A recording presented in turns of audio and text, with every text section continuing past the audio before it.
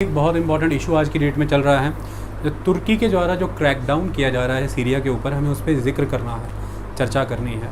ये टॉपिक इतना इजी नहीं है कि आप इसे एक सिंपल न्यूज़पेपर क्लिप के थ्रू अंडरस्टैंड करें। इसके लिए आपको बहुत ही बड़ा बैकग्राउंड चाहिए और आज का हमारा लेक्चर बहुत कॉम्प्रिहेंसिव होगा। सारे बैकग्राउंड्स हम कवर करेंगे। ये टॉपिक क्यों इंपॉर्टेंट है यूपीएससी के लिए? देखिए, आपको जनरल स्टडीज़ 3-4 में कई क्वेश्चंस आते हैं। जनरल स्टडी 1-2 में ये जियोपॉलिटिक्स के इंपॉर्टेंट, ये ह्यूमैनिटेरियन स्टांस, ये बैलेंस ऑफ पावर, ये strategical importance of the middle eastern countries, ये ऑयल रिजर्व्स, क्रूड और मिनरल किसी तरह से किस कंट्री को डिस्ट्रॉय कर सकते हैं, ये वहाँ तक की बातें हैं। ये सेक्टेरियन स्ट्राइफ की बात करता है, ये मिलिटेंसी की बात करता है, ये नॉन स्टेट एक्टर्स की ग्रोथ की बात करता है, ये प्रॉक्सी वार की बात करता है, ये कोल्ड वॉर रिजिम के दौरान बने वेपन्स के माल डिस्ट्रीब्यूशन की वजह से बात क्या क्या परिणाम आते हैं, ये उसकी बात करता है। ये सारे क्षेत्रों में आप परिपक्व होने चाहिए, तभी जाकर के आप साक्षात्कार में सभी प्रश्नों के उत्तर दे पाएंगे और तभी जाकर के आप प्रीलिम्स मेंस के आंसर्स बेटर कर पाएंगे। चलिए उसको हम समझते हैं। उसके लिए सबसे पहले मैं आपको मैप पे दिखा दूं कि हम आज पढ़ने किसके बारे में जा रहे हैं। देखिए, आप सभी जानते हैं कि 7 कॉन्टिनेंट्स हैं हमारे पास पूरे ग्लोब पे। सबसे पहले ये एशियन कॉन्टिनेंट है, सेकंड ये अफ्रीकन है, then North American, South American, Europe, South Pole पे Antarctica, then Australia with the islands, it is Oceania. अगर इसमें हम बात करें तो ये रशिया का यूराल माउंटेन एरिया, इसके वेस्ट का रशिया यूरोप का पार्ट है और इसका ईस्ट का रशिया एशिया का पार्ट है। हमें बात आज जिस रीजन की करनी है वो इस रीजन की बात हो रही है। देखिए, ध्यान से देखिए, यहाँ पर तुर्की है, तुर्की के बगल में यहाँ पर सीरिया नज़र आ रहा है, यहाँ पर इराक नज़र आ रहा है, यहाँ पे लेबनान और इज़राइल भी नज़र आएंगे। चलिए मैं इसको ज़रा आपको बड़े मैप पर दिखाता हूँ। हम इसे एनलार्ज करते हैं, स्केल कम करते हैं, स्केल यहाँ पे कम होगा और मैप एनलार्ज हो जाएगा। ओके, उसके बेसिस पर हम देखते हैं। This a very beautiful map, ध्यान से इसको ऑब्जर्व करिए। देखिए, आपको बॉर्डर्स अच्छे से करने हैं जो मैं आप यहाँ पे समझाने जा रहा हूँ। सबसे पहले आप यहाँ पे सीरिया को देखिए, ये सीरिया आपको नज़र आ रहा है। देखिए, सीरिया की अगर हम बात करें तो सीरिया का ईस्टर्न बॉर्डर यहाँ पर इराक से शेयर हो रहा है। सेकंड, सीरिया की बात करें तो ये सीरिया का नॉर्दर्न बॉर्डर यहाँ पर तुर्की से शेयर हो रहा है। तो सीरिया के नॉर्थ में यहाँ पर तुर्की है और इराक के भी नॉर्थ में तुर्की है। मैं इसे टर्की भी कह सकता हूँ, पर मुझे तुर्की अच्छा लगता है, आप टर्की कहिए, टर्किश। तो सीरिया के ऊपर भी तुर्की है और ये इराक के ऊपर भी यहाँ पर तुर्की नज़र आता है। अगर हम सीरिया की बात करें तो ये देखिए, सीरिया के वेस्ट की अगर आप बात करें तो यहाँ पर सीरिया को कोस्ट भी लगता है, यानी कि मेडिटेरेनियन सी का कोस्ट, तो समुद्र भी टच होता है। इसके अलावा बाकी एरिया को समुद्र इसलिए लगता है क्योंकि यहाँ पर कंट्री आ जाती है लेबनान, यहाँ पे लेबनान आ जाता है। उसके बाद सीरिया के साउथ में देखिए कितनी बड़ी टेरिटरी जॉर्डन के साथ शेयर होती है, लेकिन एक थोड़ा सा इलाका ये यहाँ पर इज़राइल के साथ भी तो शेयर होता है, यहाँ पे गोलन हाइट्स है। तो देखिए, इज़राइल साउथ में, Israel, Jordan, Iraq, Turkey, Lebanon and the Mediterranean sea. जब भी आपको पॉलिटिक्स पढ़नी है, कभी भी कंट्रीज़ का रट्टा नहीं, उसका एक विजुअल इफेक्ट माइंड में रखना है वाया मैप। अब आपको ये रट्टा नहीं मारना पड़ेगा, हम इमेजिन करते हैं, इसको रिकॉल करते हैं। सीरिया, इराक, डन, तुर्की, इराक से नीचे जॉर्डन, इज़राइल, देन फिर Syria, west Lebanon, west Mediterranean sea. It's very simple यार। अब आपको याद हो गया, Turkey, Iraq, Jordan, Israel, Lebanon, Mediterranean. तो दैट्स इट, ये रट्टा मारने की कोई ज़रूरत ही नहीं है। अगर मैं आपके सामने आज के इशू की बात करूँ तो हम इसी की बात कर रहे हैं। अब इसमें कई तरह के राइटर्स आपको मिलेंगे जो इन्हें कई तरह के नामों से पुकारेंगे। कुछ इसे मिडल ईस्ट क्राइसिस कहेंगे, कुछ इसे वेस्ट एशिया कहेंगे। अगर आप वेस्टर्न राइटर्स की बात करते हैं तो वो मिडल ईस्ट वर्ड यूज़ करेंगे फ्रीक्वेंटली, लेकिन अगर आप ईस्टर्न राइटर्स की बात करते हैं तो वो कंडेम करते हैं कि middle east word is not correct, क्योंकि आप इसे आज भी कॉलोनियल और इम्पीरियल नज़र से देख रहे हैं। क्योंकि मिडल ईस्ट क्यों? देखिए, ये यूरोप है, यूके की बात करूँ मैं तो उसको किधर आना है, ये ईस्ट मैंने इंडिया, इसी को east India, south east Asia से, तो ये इसका डिस्टेंस रहा, इसका हाफ करिए, ये यूके, मिडल ईस्ट, उनकी नज़र से ये मिडल ईस्ट है। जब हम इसे वेस्टर्न थ्योरी के अकॉर्डिंग, इंपीरियलिज्म के अकॉर्डिंग देखते हैं। लेकिन अगर आप कॉन्टिनेंट वाइज बात करें तो फिर ये तो वेस्टर्न एक्सट्रीमिटी है, इसके आगे तो एशिया है ही नहीं, तो फिर वेस्ट एशिया कहना ज़्यादा बेटर है according to the continent wise. Middle east कहने का मतलब तो फिर वही है कि हम इसे इम्पीरियली या कॉलोनियल सेंस में ही एड्रेस कर रहे हैं, तो वेस्ट एशिया। लेकिन आप डिफरेंट सोर्सेज को एक्सेस करते हैं, इसलिए मैंने middle east word and west Asia दोनों कंसेप्ट आपको यहाँ पर बता दिया है। अब जब हम यहाँ की बात करते हैं तो आज हमें क्या बात करना है। जब मैं आपके सामने रखता हूँ कि सीरिया वॉर है, तो मैंने सीरियन क्राइसिस टॉपिक का नाम दिया है, क्योंकि ये सिविल अनरेस्ट भी है। सिविल अनरेस्ट जब एक ग्रुप गवर्नमेंट के अगेंस्ट फाइट कर रहा है, ओके, ये सिविल वॉर भी बनेगी जब गवर्नमेंट के इर्रेस्पेक्टिव दो या दो से ज़्यादा ग्रुप्स आपस में लड़ रहे हैं, गृह युद्ध है ये प्रॉक्सी वॉर है। कोल्ड वॉर भी बनेगी जब इस धरती का इस्तेमाल हो रहा है, लेकिन विश्व के दो शक्तियां लड़ रही हैं आपस में, अपने अपने देशों से नहीं, इस प्लेटफॉर्म पर आकर के और डायरेक्टली नहीं, किसी न किसी फैक्शन को सपोर्ट करके। जैसे आपकी अटेंडेंस आपका दोस्त लगा देता था तो वो प्रॉक्सी हो जाता था, ये बिल्कुल वैसा ही। और कोल्ड वॉर ऐसा ही लड़ा गया था, तो इसे proxy war between the US and Russia कह सकते हैं। ये रिलीजियस वॉर भी है, सेक्टेरियन वॉर भी है between Shia and the Sunni, और ये जियोपॉलिटिकल वॉर है। इसमें लड़ाई है स्ट्रेटेजिकल लोकेशंस को कैप्चर करने की, इसमें लड़ाई है ऑयल रिसोर्सेज की, और it is ultimately topic of balance of power, कि विश्व की शक्ति का केंद्र किधर जा रहा है, पलड़ा किधर झुक रहा है। तो it is all about the balance of power, ये उसका खेल है। सारी थ्योरियाँ जस्टिफाई कर देंगे वन बाय वन, क्योंकि सब कुछ अपने आप में ग्रेजुअली होगा। शिया और सुन्नी के बारे में पहले आपको क्लियर कर देते हैं। देखिए, जब भी पैगंबर मोहम्मद की बिगनिंग हुई, प्रॉफेट मोहम्मद साहब, तो उसके बाद क्या होता है। जैसे अगर आप पंजाब की बात करें तो आज आपको एक वर्ड खित्ते सुनता है, खित्ते। खित्ते वर्ड इज़ वेरी इंपॉर्टेंट। खेतों का ही मतलब खित्ते नहीं है, खित्तों का मतलब आपकी ज़मीन है, वजूद है। खित्ते का मतलब आपका देश है, आपका मदर कंट्री, आपका लैंड है, क्योंकि ज़मीन माँ होती है।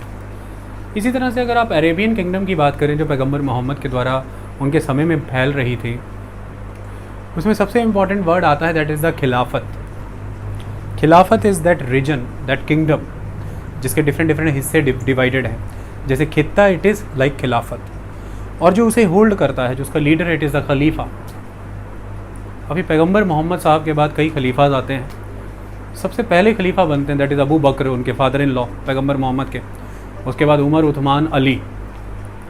अब ये जो पहले फर्स्ट 4 खलीफा हैं, सुन्नी इनको मानते हैं, लेकिन उसके बाद जो अली के वंशज हैं, हसन, हुसैन और आगे टोटल 12 इमाम, शिया इनको मानते हैं।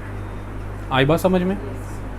अब सुन्नी ये कहते हैं कि भाई पैगंबर मोहम्मद सिस्टम की अगर हम बात करें तो यहाँ पर उम्मा system is very important, democratic system is very important, meritorious system is very important.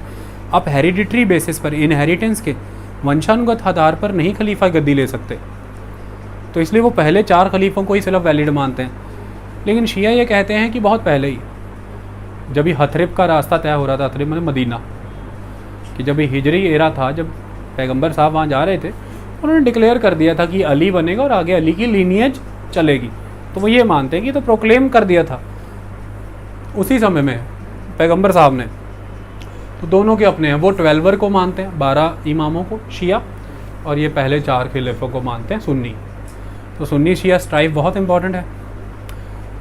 दोनों का कुरान और हदीस को मानने में भी फ़र्क है। कुरान वो जो डिवाइन रेवलेशंस होती हैं पैगंबर साहब को, हदीस वो जिसमें वो लाइफ के लेसन्स बता रहे हैं, प्रोसेसेस समझा रहे हैं, एक्सप्लेनेशंस दे रहे हैं, कुरान की नॉलेज को सिंप्लीफाई कर रहे हैं, अपनी लाइफ को एग्जीक्यूट करके लोगों के सामने रख रहे हैं। इनमें शियाओं का बिलीव हदीस को लेकर के टोटली डिफरेंट है, और इनके अपने मुस्लिम स्कूल ऑफ ज्यूरिस्प्रूडेंस है। शरिया को लेकर के थॉट्स इनके डिफरेंट हैं। लेकिन अगर सुन्नियों की बात करें तो they are high level strict follower of the sharia, so they are more over, ऐसा you can not say that they are puritan, so they are having more affinity towards the primitive practices of the religion, you can say, because क्योंकि जिधर नए नए areas में इस्लाम गया तो जो converts भी हुए हैं वो मोस्टली शिया ही हुए हैं सारे। जो कन्वर्टेड है that is also Shia. So Sunni somewhere they are considering themselves very pure race like that, okay. लेकिन different countries are having different sect in the majority. If you are talking about the Iran, so it is predominantly Shia, Iran is Shia. If you are talking about Saudi Arabia, it is predominantly Sunni. If you are talking about the Iraq, it is 60% Shia and 40% Sunni. 60% Shia and 40% Sunni, and that was the region of the toppling down of the Saddam Hussein regime by the America. I will explain you. Okay. तो कुल मिलाकर के ये समझना अपन को ज़रूरी था. If you are talking about the India, there are 85% Sunnis, 15% Shias are there. Turks were Sunni, Mongols were Sunni, like. Okay, ये क्लियर हुआ अपन को. शिया सुन्नी. अब शियाओं में आगे एक और डिवीज़न आता है, अलवाए डिवीज़न, जिन्हें अलवाइत भी कहते हैं. ठीक है, ALWAITE, अलवाए. अब अलवाए का क्या कहना है? अलवाए का मानना ये है कि वो गॉड को एक डिवाइन बॉडी की तरह देखते हैं और उसके 3 फॉर्म्स इमेजिन करते हैं, जो 3 तरह के अलग अलग रोल प्ले करता है. सेकेंड इम्पॉर्टेंट एस्पेक्ट, वो री इनकारनेशन की थ्योरी में बिलीव करते हैं, अलवाए. तीसरा, वो ड्रिंकिंग प्रेफर करते हैं सोशल ओकेजन्स पे, जबकि इस्लाम की अदर दोनों ब्रांच सुन्नी शिया ड्रिंकिंग बैन है, इस्लाम में ड्रिंक नहीं होता, लेकिन अलवाए ऐसा करते हैं. और ये अलवाए पाए जाते हैं सीरिया में. तो when I will talk about the Syria's Shia, there Alawi Shia, there bit different from the Shia. But for the time being and for this particular lecture मैं इन्हें शिया ही कह के एड्रेस करूँगा. पर मैंने आपको बता दिया, क्योंकि जब आप अखबार पढ़ेंगे तो बशर अल असद के सामने लिखा जाएगा कि इज़ अलवाए मुस्लिम, यानी Alawi Shia Muslim. Okay, they are having more proximity to the Shias as compare to the Sunni. It was a main sectorian fight between the Shia and the Sunni. ये अपन को clear हो गया. Syria के बारे में सुन लें थोड़ा. सीरिया की जोग्राफिकल लोकेशन मैंने आपको समझा दी. 2011 की बात करने जा रहा हूँ, जब ये सारा मामला शुरू हुआ. कितनी जनसंख्या थी सीरिया की? 2.1 करोड़. ठीक है. ये सीरिया क्राइसिस में 61 लाख लोग इंटरनली डिसलोकेट हुए, 57 lakh people flood their country, छोड़ के भागे, 5 लाख मारे गए, 20 लाख जख्मी हुए. तो 20 लाख जख्मी, 5 लाख मारे, 25. 61 लाख इंटरनली डिसलोकेट हो गए, 86 लाख. और 57 लाख जो है वो चले गए. बस कितना हुआ? 85, 130 एंड 7 और 6 13. तो 143, यानी कि 1 करोड़ 43. अरे 2 करोड़ का देश था और 1 करोड़ 43 लाख लोग फना हो गए. देश में क्या बचा? तो फिर आज सीरिया क्या है? आप अंदाज़ा लगा लीजिए. विश्व युद्ध के बाद की ये सबसे भयंकर त्रासदी है. वो जो 57 लाख लोग वहाँ से भागे हैं, छोड़ के गए हैं, उनमें से 27 लाख अकेले तुर्की में गए, बाकी यूरोपियन यूनियन में गए, यूरोपियन यूनियन की तरफ चले गए. कुछ भाग करके इराक के कुर्दिश इलाके में आए, कुछ ईरान के कुर्दिश इलाके में गए, कुछ भाग के जॉर्डन आए. मेजॉरली कहाँ चले गए? तुर्की. उनको बसाने के नाम पर तुर्की इस समय एक डीमिलिटराइज्ड फ्री जोन क्रिएट कर रहा है, जिसे कहा गया है जोन ऑफ पीस. और वहाँ पे बसाने हैं वो 20 से 25 लाख रिफ्यूजी. और किनका सफाया करना है अब अपन वो समझेंगे.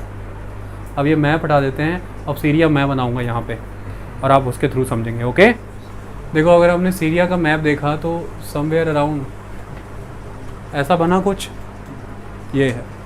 अब अगर इसमें हम बात करें तो यहाँ से अगर आप शुरू करते हैं, ये है highly population oriented region of the Syria. आप देख लेना मैप पे, सारे शहर आपको यहीं पे नज़र आएंगे. ओके, और अगर हम इस रीजन की बात करें तो ये मेनली डेजर्ट है. क्या है? Desert, signature style of mine. अब मैं इसको, आपने देखा ये स्केयर सा बन रहा है. अब हम इसको फिर स्केयर ही बना लें ताकि मामला ही सेट हो जाए सारा, आपको सारा क्लियर हो जाए ना. बड़ा सा स्केयर बना लेते हैं इसको ताकि मैटर सारा क्लियर हो जाए. सबसे पहले हम देख लेते हैं कि प्रतिद्वंदी कौन कौन है, कौन कौन शामिल है इसमें. चलिए, 4 कॉलम मैंने बनाए हैं. कहने का मतलब ये है कि इसमें 4 फैक्शंस इन्वॉल्व हैं. कितने? 4 धड़े इसमें इन्वॉल्व हैं। पहला फैक्शन कौन है? प्रेसिडेंट बशर अल असद। अरे देखो यार, है ना, वी आर पंजाबी और वी आर इंडियन, सो हम कह सकते हैं असद। असद बोल सकते हो ना आप सब? ऐसा तो नहीं ना CNN और BBC वाले जैसे कह रहे हैं असद, तो अपन को भी वैसा ही वीडियो बनाना है, बशर अल असद। अपन तो बशर भी बोल सकते हैं ना, बोलो तो बशार बोलते। तो अपन अगर बोल सकते तो अपन बोले। मैं देख रहा हूँ बहुत से हिंदी चैनल भी मतलब असाद असाड कर रहे हैं। असाड़ का महीना थोड़ी ना ये हाड़ का महीना है ना, इट इज़ बशर अल असद। असदुद्दीन अगर है तो ये असद ही हुआ ना, तो बशर अल असद बोलो। तो पहले कॉलम में पहला फैक्शन बशर अल असद का, ये वहाँ का कौन है? गवर्नमेंट है। ये वहाँ का क्या है? वहाँ का शासन है। इसे कहते हैं बशर अल असद का रिजीम है वहाँ पे, असद रिजीम। चलो दूसरे फैक्शन में कौन आ गए हैं? रिबेल्स। अच्छा, मैं इन्हें रिबेल्स कह रहा हूँ, बशर अल असद और सीरिया की सरकार इन्हें टेररिस्ट कहती है, मैं कह रहा हूँ रिबेल्स। तीसरे फैक्शन में, मैं जिधर फैक्शन बना रहा हूँ यही इनका जोग्राफिकल एरिया भी है, जो मैप करूँ। तीसरे में कौन है? Kurdish, Kurdish people, okay. और चौथे में कौन है? ISIS। नाम बदलते रहते हैं इनके ISIS के, ठीक है। Islamic State of independent Syria ISIS, Islamic State of Iraq and Syria, okay. Islamic State of Iraq and al Sham, Syria का पुराना नाम शाम था तो अल शाम, बाद में एक नाम और बदला और हो गया ISIL, Islamic State of Iraq and Levant. Levant इसी को कहते हैं ना, सीरिया, लेबनान, इज़राइल, ये सारा वेस्टर्न एरिया जो मेडिटेरेनियन के सराउंडिंग में, इस कॉल्ड द लेवांत एरिया। तो ये इसके नाम बदलते रहे, कोई बात नहीं, बदलेंगे। ये अपन को 4 फैक्शन क्लियर हो गए, ओके, डन। आगे समझते हैं, फिर कहानियाँ समझते हैं। 1980 देखिए, मिडल ईस्ट शांत था बिल्कुल 1930 से पहले।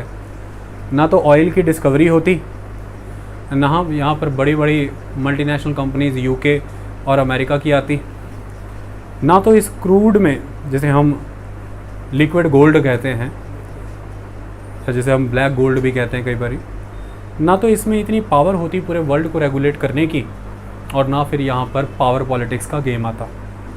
तो यहाँ की ज्योग्राफी ही यहाँ की पॉलिटिक्स का आधार है, geographical resources. So it is a geopolitical hotspot area middle east. उसके पहले आप कुछ भी नहीं थे, ऑयल मिले, ऑयल रिजर्व्स आपके कंट्रोल में आए और आपकी इकोनॉमी एटमोस्ट ग्रो कर गई। आप इमेजिन करिए कि आज दिन तक इतना ज़बरदस्त लॉबी है कि एक स्टेटमेंट आती है कि इलेक्ट्रिक व्हीकल आ जाएंगे, और अगर इलेक्ट्रिक व्हीकल आ जाएंगे तो उनके उद्योग धंधे खत्म हो जाएंगे। दिल्ली में एक छोटा सा कानून आया कि भाई जिम आएगा, जिम बंद होगा, तो मनीष सिसोदिया तक को जिम एसोसिएशंस ने हिला दिया। अगर आपको पता लगे कि 4 साल में पूरा मुल्क और पूरी दुनिया कन्वर्ट हो रही है फ्यूल से इलेक्ट्रिक पे, तो फिर ये तो गए, है ना। कुवैत की बात करें, कतर की बात करें, तो वहाँ पे जो लोग हैं, जिनके उद्योग घराने हैं, इतना पैसा है कि खुद काम नहीं कर सकते वो, कोई भी काम कराना होता है किसी से, हर छोटा छोटा। इसलिए तो there is high level migration from the Kerala, Karnataka, Tamil Nadu to the middle eastern country, Qatar, Kuwait और other areas. Doha, if you visit Doha in the Qatar, the capital of Qatar, the ultimate infrastructure is there, okay. So reason of that infrastructure is the utmost wealth, but that wealth is completely mal distributed. There is a mal distribution of the wealth, there is a concentration of the wealth, okay. This is the first aspect, and that concentration of the wealth with the particular segment of the society is the main bone of contention. Second important aspect, अगर आप दूसरे मुद्दे की तरफ देखें तो यहाँ पर 40-40, 50-50 साल पुराने रिजीम है जो सत्ता में बैठे हुए हैं और उन्हें सत्ता से उतारा ही नहीं गया, जिसको उतारने के लिए एक लहर चली थी 2010-11 में, जिसे कहा गया अरब स्प्रिंग। लीबिया, गद्दाफी, आपको सबको पता है ना। होस्नी मुबारक, इजिप्ट, उसके बाद मोहम्मद मोरसी आया था।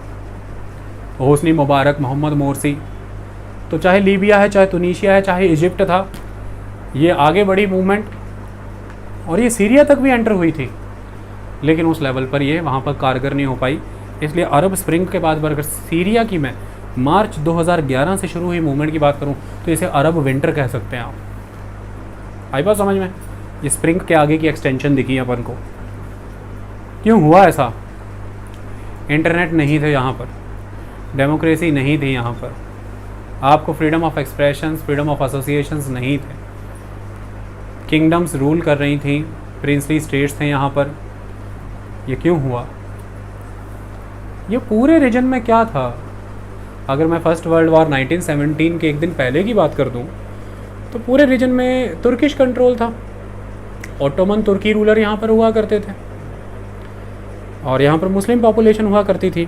ब्रिटिश जीत गए फर्स्ट वर्ल्ड वॉर, तुर्की हारा, उनकी सारी टेरिटरी को लेकर के डिस्ट्रीब्यूट किया गया और वो डिस्ट्रीब्यूट करने के नाम पर कई मैंडेट्स बने। French mandate area, British mandate area, इनको मैंडेट्स के तौर पर जानते हैं।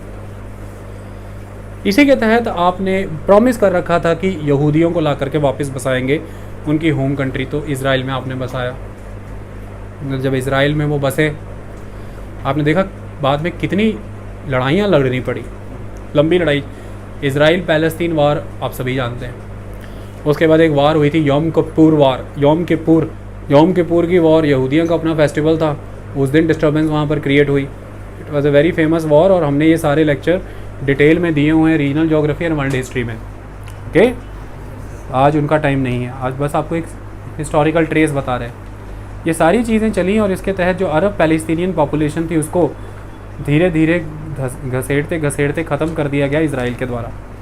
गोलन हाइट्स में आपको वो नज़र आएंगे ऊपर, और वेस्ट बैंक और गाज़ा पट्टी के अराउंड नज़र आएंगे। ये सारा सिस्टम आगे बढ़ा और आगे बढ़ते हुए क्या हुआ? पूरी दुनिया तेज़ी से बदल रही थी, लेकिन ये अरब वर्ल्ड नहीं बदल रहा था। ये मुस्लिम कंट्रीज़, मिडल ईस्ट जिन्हें आप कहते हैं, या वेस्ट एशिया, ये नहीं बदल रहा था।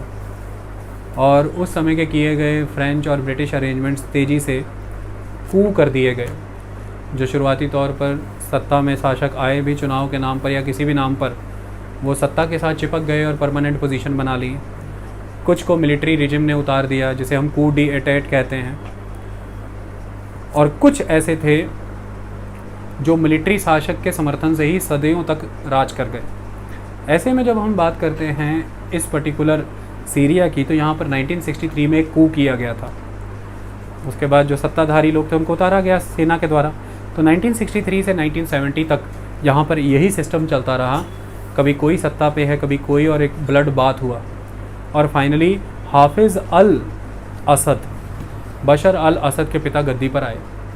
सन 1970 से सन 2000 तक 30 ईयर तक इन्होंने एक छत्र राज किया, और सन 2000 से टिल डेट बशर अल असद है।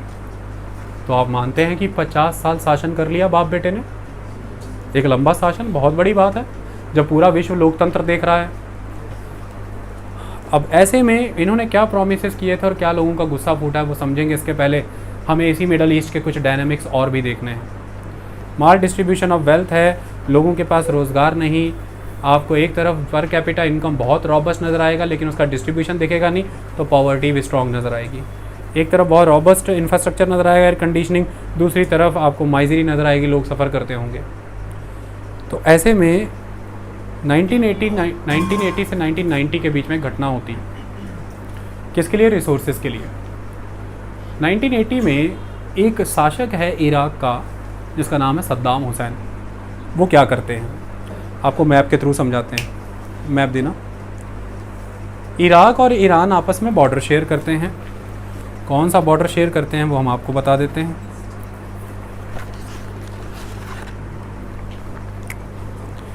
ध्यान से देखिए,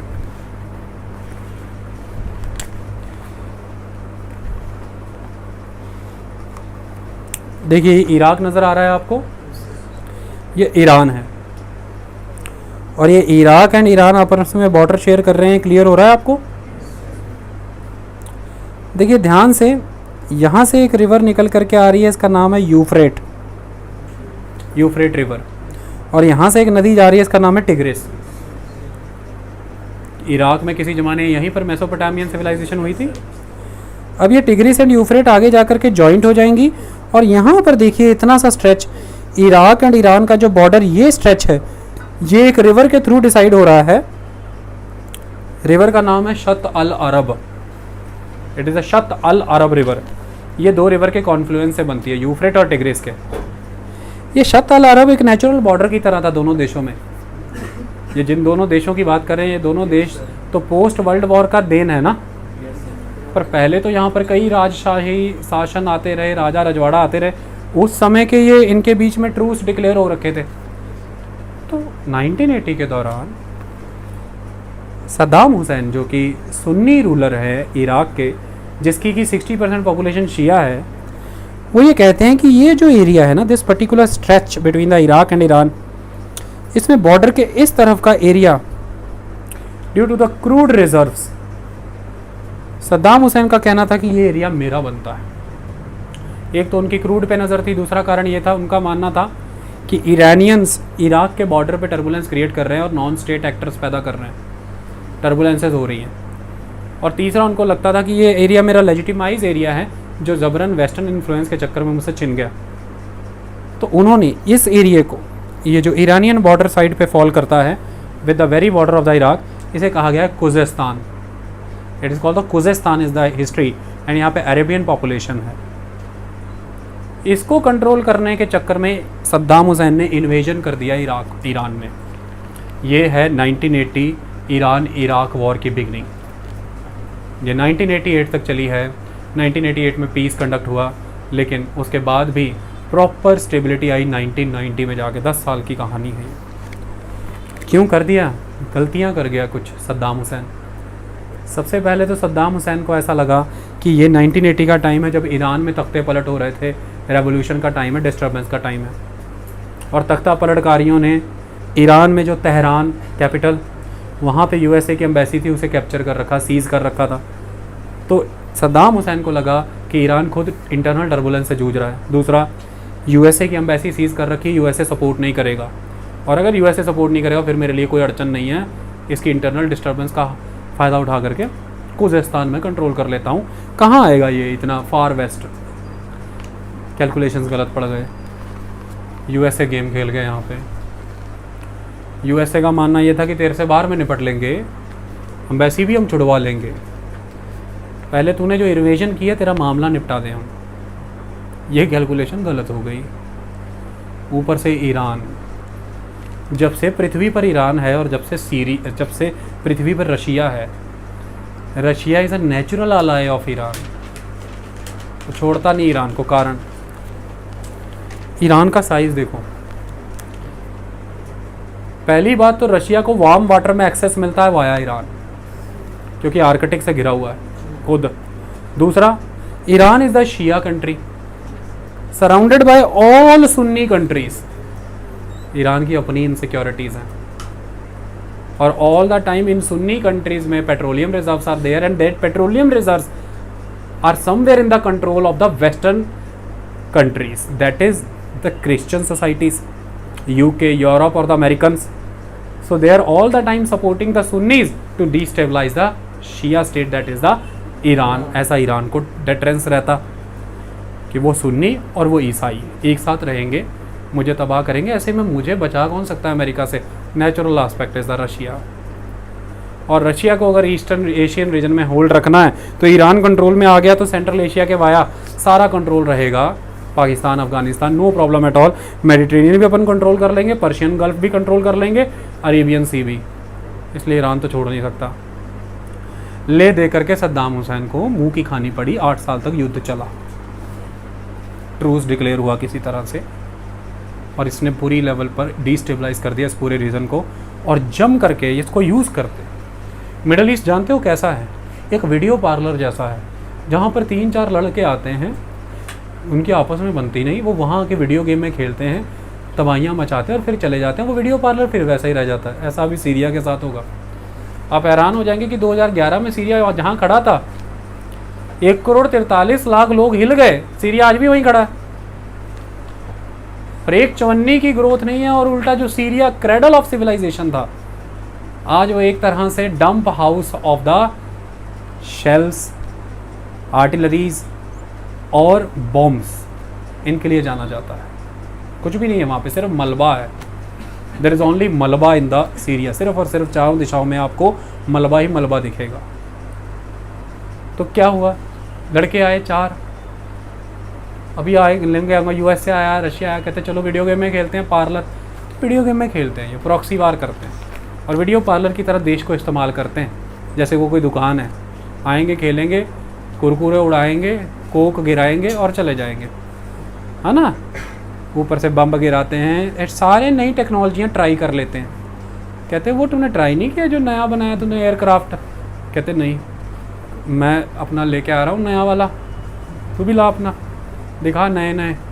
ऐसे टकराते हैं। ओके, 1990 में ये कहानी निपटी। इराक ने देखा मुंह की खानी पड़ गई भैया, इराक पे कर्जे चढ़े हुए थे। ईरान इराक वॉर में जम के पैसा लिया इसने वेस्टर्न वर्ल्ड से। वेस्टर्न वर्ल्ड देखो कितना शैतान, तबाहियाँ भी मचवा रहा है और उसे कह रहा पैसा तो नहीं चाहिए था हार गोला बारूदों के लिए? कहता चाहिए, ले ले, क्या प्रॉब्लम है, ले ले। और जम के पैसा रूट कराया वाया कुवैत, पैसा कुवैत से दिलवा रहे थे। 1991 हुआ, कुवैत कहता भाई पैसे दे दे वापस, इंटरनेशनल कम्युनिटी का प्रेशर है। कहता अच्छा तो देता हूँ पैसा मैं। ऊपर से 1980 से 1990 तक तबाहियाँ, world war, sorry Iran Iraq war में पैसा लगा हुआ है, तो डेवलपमेंट कोई नहीं, उद्योग धंधे कोई नहीं, क्या करें अब? तो इन्होंने एक नई थ्योरी दी थी कुवैत को। कहते इधर आई ये बात सुन। कहता हाँ। कहता तू क्या मतलब? तो पूरे वर्ल्ड को ये कहा कि ये कुवैत एक आर्टिफिशियली क्रिएटेड कंट्री है वाया द कॉलोनियल इंटरेस्ट। इसका होने का क्या लॉजिक है? इधर सऊदी अरेबिया, इधर मैं, ये किधर से आया? कुवैत कहता क्या? कहता तू तो है ही नहीं कहीं पे, you are nowhere, you are artificially created state, because यहाँ पे तेरे होने का कोई लॉजिक ही नहीं बनता। नीचे सऊदी अरेबिया, ऊपर मैं हूँ, इधर ईरान है, तू किधर से आ गया? तो ये तो इन्होंने जानबूझ के पैदा किया अपना नाखून फंसाए रखने के लिए। इंटरनेशनल कम्युनिटी ने कहा कि बेटे जब इराक एक कंट्री के तौर पे नहीं माना गया था, जब सऊदी अरेबिया एक कंट्री के तौर पे नहीं माना गया था, तब से कुवैत माना गया है कंट्री के तौर पर। तो अगर उसे इरेज करते हो कंट्री के स्टेटस से, तो फिर तुम भी इरेज हो जाओगे। और फिर तुम भी इरेज हो गए तो पता लगा लेना कौन बैठेगा तुम्हारी जगह पे। कहता वो मुझे नहीं पता, मुद्दे की बात है कि कुवैत और इराक एक ऑयल माइन शेयर करते हैं, ऑयल रिज़र्व शेयर करते हैं, अल रुमैला, और ये बहुत ज़बरदस्त ऑयल माइन है। इराक को ये चाहिए थी एक्सक्लूसिवली पूरी। इराक का आरोप ले लगा कुवैत पे, अब समुद्र के अंदर, पानी के अंदर है वो, आधी तुम यूज़ करते हो आधी वो। अब पानी की टंकी मगर उसने टूटी ज़्यादा चला दी अपनी, तो पानी टंकी तो खाली होनी है। इराक ने आरोप लगाया कि कुवैत ड्रिलें कर करके कितना निकाल रहा है ऑयल, मेरी तरफ का भी सूख गया सारा। एक तो इसने मेरा हिस्सा मार लिया, खींच लिया सारा, और दूसरा उसका कहना था कि सऊदी अरेबिया और ये दोनों मिल गए, इनको इनके आका अमेरिका ने ऑर्डर दिया है कि इतना तेल निकालो और इतने प्राइस गिरा दो ऑयल के कि इराक जिसकी की इकोनॉमी पूरी ऑयल पे खड़ी है, ऊपर से इराक बैंकरप्ट चल रहा है, ऊपर से इराक जिसकी जीडीपी का कुछ पता नहीं चल रहा है, ये तबाह हो जाए, और फिर हम इसे आगे लोन देके इसे गिरवी रख लें अपने पास, जोग्राफिकल गिरवी पना, जोग्राफिकली गिरवी कर लेंगे इसको अपने पास। तुम दोनों को तो कहता ऑयल के प्राइस गिरने से घाटा होगा, तुम्हारे घाटे तो वो पूरे कर देगा, मेरा कौन देखेगा। इस तर्ज पर इसने घुसपैठ कर दी कुवैत की, झंडे लहरा दी कुवैत काबू, क्योंकि इराक बड़ा मुल्क है। बस बस कुवैत काबू किया, यूनाइटेड नेशन से नोटिस आ रहे हैं, कहते बाहर आओ यार, बाहर निकलो, तुम किधर घुस गए जाके। कहता है ये तो कुछ है ही नहीं थी, कंट्री तो थी नहीं, तुमने झूठ मूठ बनाई थी और मैं ख़त्म करने आया हूँ। There is only one border between Saudi Arabia and me, nothing, Kuwait like nothing. कहते बाहर आ जा सीधे तरीके से। यूएस रोज़ पूछ रहा है मैं जाऊँ, उसे समझा रहे नहीं हम मना रहे हैं उसको। कहता ठीक है। एक दिन बीता, यूनाइटेड नेशन कह रहा बाहर आ, यूएस कह रहा मैं जाऊँ, तो कह रहे नहीं। तो कई दिनों तक यूएस को टालते रहे। फाइनली ये नरसंहार कर रहा है वहाँ पे सद्दाम हुसैन, तो फिर यूएस ने कहा कि मैं जा रहा हूँ। फिर वो एंटर हुआ, उसने ऐसी भव्य एयर स्ट्राइक्स की, यहाँ से शिप उतारे ले जा करके यहाँ पे, और थल सेना उतारी, और ऑर्डर था थल सेना को कि सुबह शुरू करोगे तुम, रात तक मेरे को कुवैत खाली चाहिए और कुछ ही दिनों में मुझे बगदाद पे कब्जा चाहिए। सेना ने सुबह चढ़ाई करी, 300 राउंड छोड़ने वाली पिस्तौलें, इधर से ये 6 वाली लेके खड़े थे। उधर से उन्होंने तड़तड़ तड़तड़ तड़तड़ मचानी शुरू की। इनको समझ नहीं आ गया था क्या हो रहा है, बरसातें चल रही गोलियों की। बस कुवैत खाली फिर वो हटे कहाँ, फिर वो यहाँ से शुरू हो गए सीधा ऊपर की तरफ। कहते हैं अब इराक भी खाली कर ही देते हैं एक बार, मामला तो सूत आया ही हुआ है। ऊपर चढ़ी जा रहे हैं। अब ये कह रहा है कुवैत हो गया ना खाली, अब जाओ, ऑर्डर नहीं है पीछे से, तेरे को सेट करके जाएंगे। फिर यूनाइटेड नेशन इंटरनेशनल कम्युनिटी ने बोला कि वापस आओ। कौन थे इस समय राष्ट्रपति अमेरिका के? George H.W. Bush, George Bush के पिता। दोनों बाप बेटा दीवाने हैं इन्वेजन करने के। अंदर ही अंदर टसर रह गई, बाप का अधूरा सपना रह गया कि काबू करना था। पर इससे बहुत आघात हुआ इराक को। किसी तरह से इराक ने खुद को संभाला। समय 2003, इससे पहले 9/11 की घटना हो गई थी। पेंटागन और वर्ल्ड ट्रेड सेंटर के ऊपर ओसामा बिन लादेन के द्वारा, अल-कायदा के द्वारा अटैक किए गए। अब ऐसे में एक नई इच्छा जागी हुई है अमेरिका के अंदर कि अगर ये अपन इराक पे कंट्रोल कर ले, ईरान को दबा देंगे पूरा। और एक बार ईरान दब गया, इराक पे कंट्रोल हो गया, ईरान दब गया, तो पाकिस्तान तो अपने पास ही है। बेटर वे में मैनोवर कर लेंगे और पूरी तरह से ये जो रशिया रिस्पांस दे रहा है ना, सपोर्ट कर रहा है। अब जब भी कभी लश्कर तैयबा और अल-कायदा अमेरिका ने खड़े किए हैं अगेंस्ट द रशिया, आई बात समझ में? ये इनके खड़े किए ग्रुप हैं। सऊदी अरेबिया से लड़का बुलाया गया, एक रिच मर्चेंट का, इसका नाम था ओसामा बिन लादेन। उसे सेट किया गया अफ़गानिस्तान में। सेंट्रल इंटेलिजेंस एजेंसी CIA का दफ्तर बनाया गया इस्लामाबाद में। उसके वाया सारे फंड, वेपन्स और पैसे दिलवाए गए पाकिस्तान को, और पाकिस्तान ने आगे सपोर्ट किया उन सारे ग्रुप्स को, और उन ग्रुप्स ने आगे रशिया के अगेंस्ट मोर्चा खोल करके रखा हुआ था। ये सारा अमेरिका का खेल।